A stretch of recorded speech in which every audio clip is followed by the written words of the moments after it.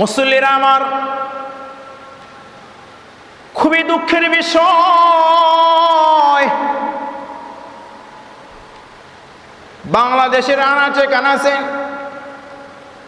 এই মুহররমের 10 তারিখে এমন কিছু কাজ হয়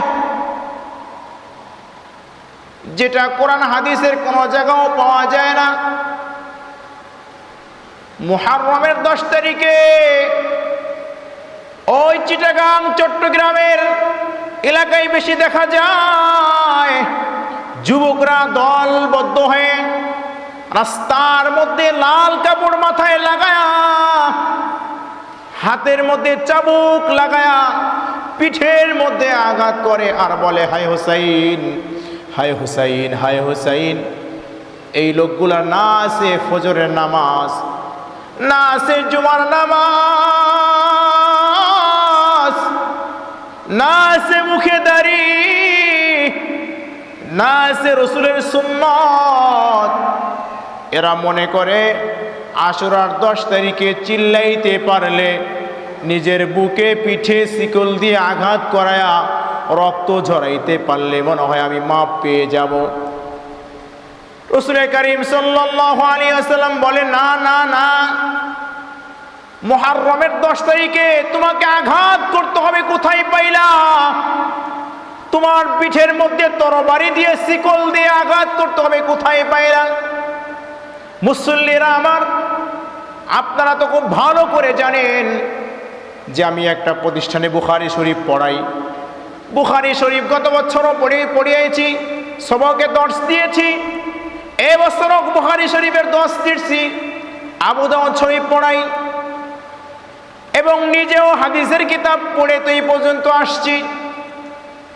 এই পর্যন্ত কোনো একটা হাদিসের কিতাবে আল্লাহর কালাম তাফসিরে পাই যাবি, জালালাইন শরীফ, তাফসির ইবনে কাসির, তাফসির ইবনে কাবির,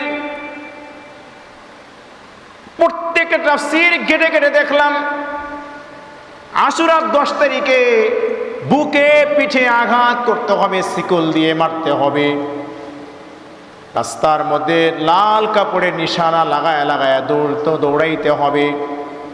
এমনটা তো কোথাও দেখলাম না। হায় আফসোস, মুসলমান আশুরার কথাই ভুলে গিয়েছে।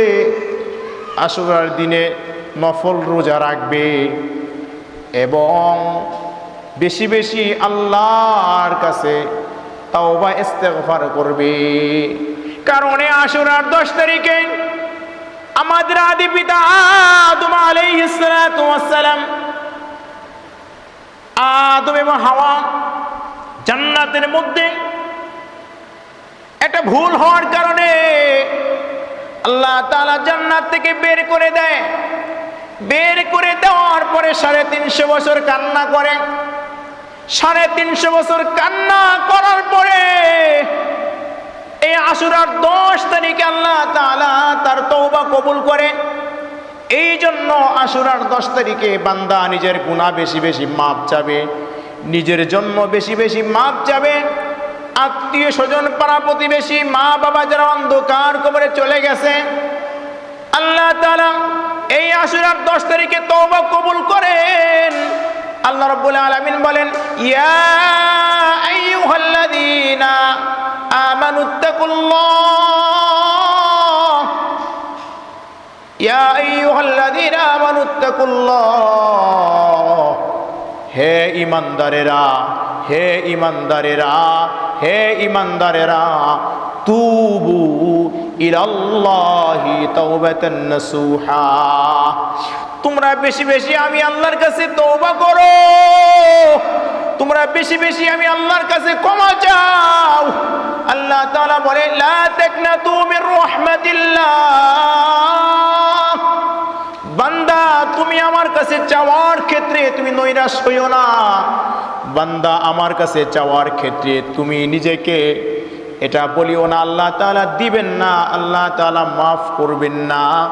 আল্লাহ তাআলার নাম গফফার, আল্লাহর নাম রহিম, আল্লাহর নাম করিম, আল্লাহ চায় আমার বান্দাকে মাফ করে দেওয়ার জন্য। আশুরার 10 তারিখে ইউনুস আলাইহিস সালাতু ওয়াস সালাম মাছের পেটে যে ছিলেন, আল্লাহ তাআলা মাছের পেট থেকে আশুরার 10 তারিখে ইউনুস আলাইহিস সালাতু ওয়াস সালামকে মুক্তি করে দিয়েছিলেন। মূসা আলাইহিস সালাতু ওয়াস সালামকে ফিরাউনের হাত থেকে আল্লাহ তাআলা নীল নদের মধ্য থেকে রাস্তা করে দিয়েছিলেন। আশুরার 10 তারিখে, আশুরার 10 তারিখেই আল্লাহ তাআলা কিয়ামত সংগঠিত করবে। ও মুসল্লিরা আমার, আশুরার 10 তারিখ আসলে হালুয়া রুটি আর ওই গান তবলা বাজায়া এক শ্রেণী মানুষ গোল মিটিং করিয়া রং বেরঙ্গের কাপড় চোপড় পরিয়া হাই হুসাইন বলে চিল্লায়, আর একদল মাজারে বসিয়া বসিয়া হালুয়া রুটি খায় আর গান বাজনা বাজায়। এটা তো আশুরার তাৎপর্য নয়। মুসল্লিরা আমার, আল্লাহ আমাদের সকলকে আশুরার তাৎপর্য বুঝিয়া আল্লাহ তাআলা আমাদেরকে আমল করার তৌফিক দান করেন। আমিন।